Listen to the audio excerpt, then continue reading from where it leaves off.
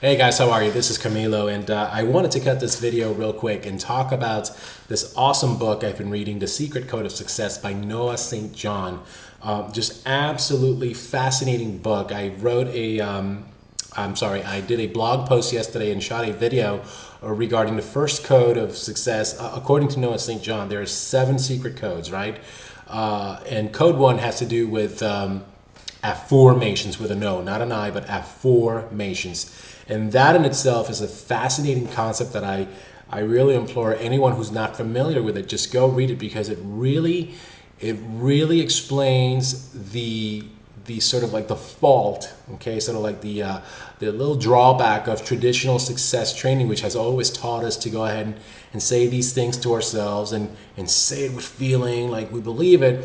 But it doesn't address, doing that doesn't address the fact that even if we say it a million times, it's hard to say it with feeling and with belief when you're saying to yourself every night, I'm wealthy, I'm successful, and you're still struggling to pay the light bill 3-6 months down the road. So this concept of affirmation takes a completely different approach to that, and I was just blown away by it. So I've been reading this book, and this next chapter that deals with what I like to really consider a good support system to help you believe in you. It talks about the concept of loving mirrors and safe havens, and really at the end of the day, this is the premise of this chapter. And I can't possibly talk about it in its entirety because it's a long chapter, and it was a very difficult one because I had to look at myself with a lot of objectivity and deep honesty.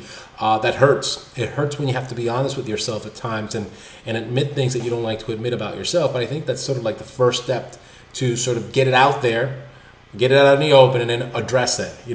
So the idea behind this is that no matter what, you're probably the least capable person to actually determine what you're capable of, because you don't have a true barometer, a true gauge internally to say I'm capable of doing anything, because you don't always believe in yourself. And no matter how many times you tell yourself that you are wonderful, creative, smart, successful, rich, if you're not fully believing that, then you're not really the best person to determine what you're capable of, because you're not sure about yourself to begin with. So the concept is then, first you have to find, I'll read it to you. It says the first stage is someone believes in you.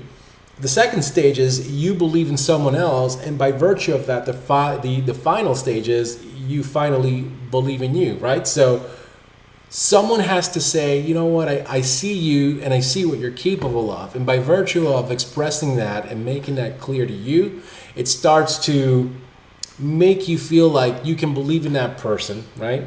Because now you're looking at this leader person, or this, special person in your life, maybe your spouse, your best friend. And by virtue of this two-way communication, this support system, eventually it starts to feed off until you finally start to believe in you. So the way he breaks it up is you need 2 sets of, support system. The loving mirrors is, well, if I look in a mirror and I'm honest, I'm going to see things that I may not like about myself, and I may disguise them on a day-to-day basis. I may not admit it to anybody. I may walk confidently, pretending that everything's under control, but deep down you may have some insecurities and some things you're not happy about or proud of or confident about, and that's your life. So when you look in a mirror and you're honest, you see that. That's your distorted funhouse mirror, right? That's the one that you want to get rid of. What you want is to basically say, here's how I feel, and then you find somebody that you're close and you say, look, can I trust you with this? I wrote down this list of things that I think about myself, and I just kind of want to get your honest assessment. What do you think?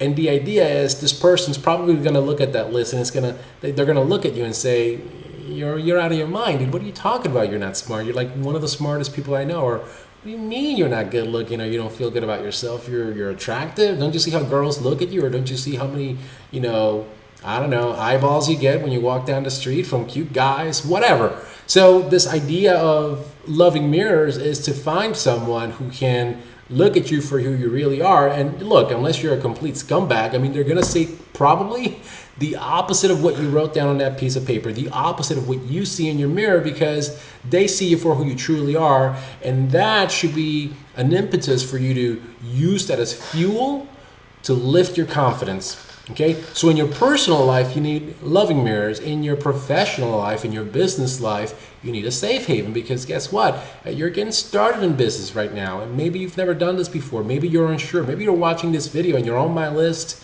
and you've never taken action. You're just kind of seeing what I'm doing, and is this guy for real? Are people really making money in this whole thing? And you're unsure. So you need to find someone professionally who's also going to say, look, I believe in you as a person.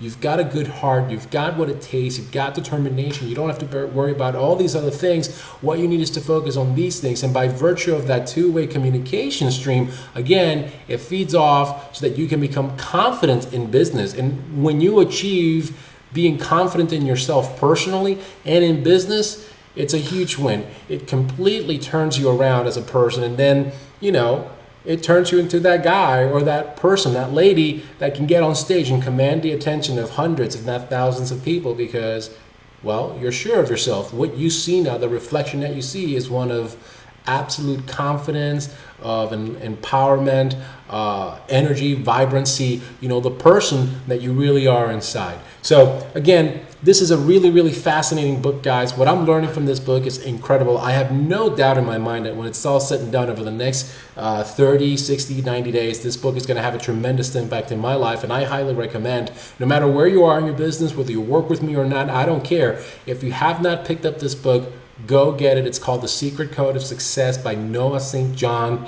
I'm going to be talking about this continuously until I'm done, because I feel like this is a message that I certainly want to take and spread to the rest of the world out there, because I think it's that good. Again, Secret Code of Success. Check it out. Read it. Do the exercises like I am, and grow. Let's grow. Let's become better one day at a time. I'll see you guys next time. Take care.